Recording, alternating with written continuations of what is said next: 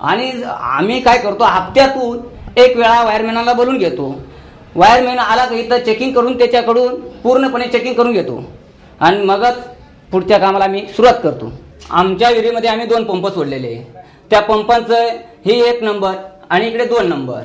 आम्ही हा 1 नंबरचा पंप 8 दिवस चालवतो आणि हे 8 दिवसानंतर हे पंप बंद करतो आणि नंतर 2 नंबरचा पंप चालू करतो.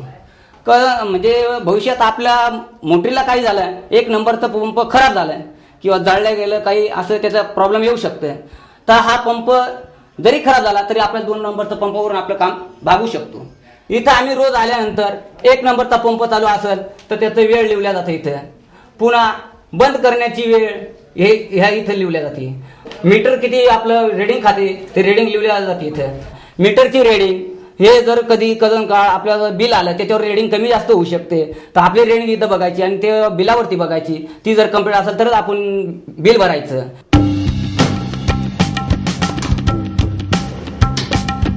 आता ते लिकेज काढायला म्हणजे बरंच अवघड जाणार आहे. त्याच्याकरता आपण एमसील लावतो.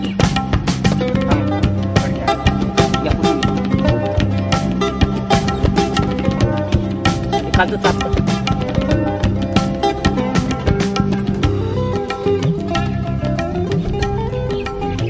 आम्ही अभ्यास दौऱ्याला गेलो. अभ्यास दौऱ्याला नंतर तिथं बरेचसेच बाहेर गावी फिरल्यानंतर आम्हाला बरंचसं शिकायला भेटलं.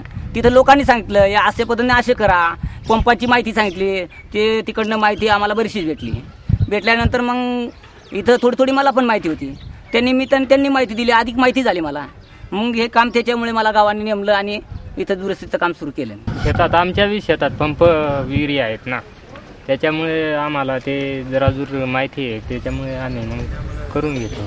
ही देखभाल जर आम्ही केली नाही तर आमच्या गावाचे नुकसान होईल, त्याच्यामुळे आम्हाला करावं लागते.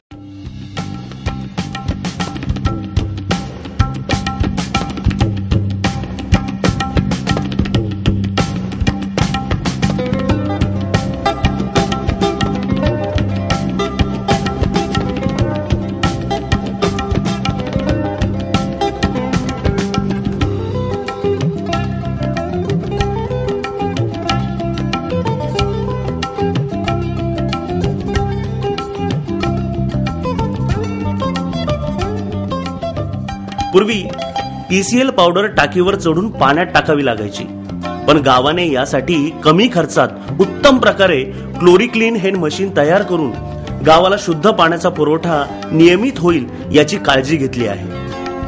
हे क्लोरिक्लीन म्हणून एक मशीन आहे, आम्ही स्वतः बनवलेलं आहे. ही जी क्लोरिक्लीनची पावडर आहे ती आपल्याला विहिरीत न टाकता टाकीत न टाकता या बेलामध्ये टाकल्याने ते जे चुना वगैरे जो आहे तो खाली बसला जातो आणि जे क्लोरिक्लीनचं पाणी आहे पावडरचं ते पाईपलाईनमध्ये जातं आणि पाईपलाईनद्वारे टाकीत जातं. हे कॉक बंद करून आम्ही मोटार चालू केले की टाकीत पाणी लगेच. त्याचा उपयोग फायदा असा आहे की मलेरिया डेंग्यू वगैरे अशा साथी फैलू नये याच्यासाठी आम्ही टीसीएल पावडरचा वापर करतो. हे बघा, आपल्या विहिरीचं पाणी जे असतं ना ते दिसायला स्वच्छ असतं, पण ते आपण निर्जंतुकीकरण केलेलं नसतं आणि निर्जंतुकीकरण न केल्यामुळे ते जर पाणी पिण्यात आलं तर त्याच्याने जुलाब उलट्या वगैरे होण्याची शक्यता दाट असते. याच्यासाठी दररोज विहिरीत किंवा आपलं विहिरीत न टाकता टाकीत दररोज टीसीएल पावडर टाकणं खूप गरजेचं आहे. आणि ते टाकल्यानंतर पाणी शुद्धीकरण केलेलं आहे का नाही या OT टेस्टद्वारे आपल्याला समजून घेणं खूप गरजेचं असतं. जेव्हा आपण शुद्धीकरण करू त्याचं आपल्या पाण्याची टाकी जी आहे त्या पाण्याच्या टाकीजवळचा एक नमुना OT टेस्टसाठी घ्यायचा. त्या ठिकाणी आपले पाईपलाईनची जी शेवटचा टोक आहे तिथला एक पाणी नमुना OT टेस्टसाठी घ्यायचा. अशा 2 प्रकारचे पाणी नमुने OT टेस्टसाठी घ्यायचे. आपलं OT सोल्युशन याच्याने आपल्याला जी पावडर टाकलेली आहे का नाही याच्याने आपल्याला तपासता येते. मग हे पाणी घेतलं की याच्यात हे पावडरचे आपल्या इतक्याचे सोल्युशनचे 2 थेंब टाकायचे.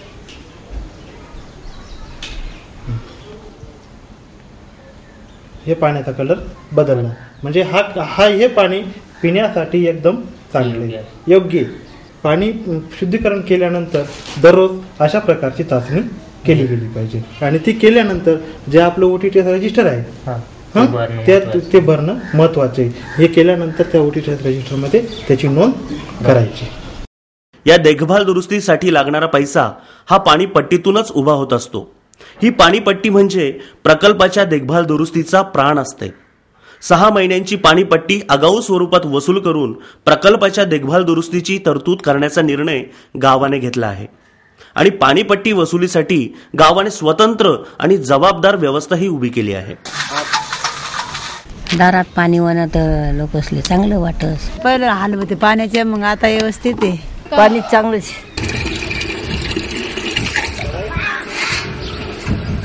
देखभाल दुरुस्ती ही जबाबदारी म्हणजे घर चालवण्यासारखी अटळ आणि न चुकवता येणारी पण तांत्रिक बाब आहे. प्रकल्प गावात आणताना मनात आत्मविश्वास बाळगणाऱ्या भागुर्डीने गावात पाणी पुरवठा सुरू झाल्यानंतर लगेचच प्रकल्पाच्या देखभाल दुरुस्तीलाही महत्त्व दिले. प्रकल्पाच्या नादुरुस्तीची वेळ येणार नाही, आल्यास कमी खर्चात कमी वेळेत प्रकल्प दुरुस्त होऊन गावाला कायमस्वरूपी शुद्ध पाण्याचा पुरवठा करण्यास गाव कटिबद्ध आहे. गाव सहभागातून कष्टातून उभारलेल्या जलस्वराज्य प्रकल्पातील हक्काचं पाणी राखताना देखभाल दुरुस्तीच्या जबाबदारीला कर्तव्याची जोड देऊन गावाने प्रकल्पातील देखभाल दुरुस्तीच्या टप्प्याला अनन्यसाधारण महत्त्व प्राप्त करून दिले आहे.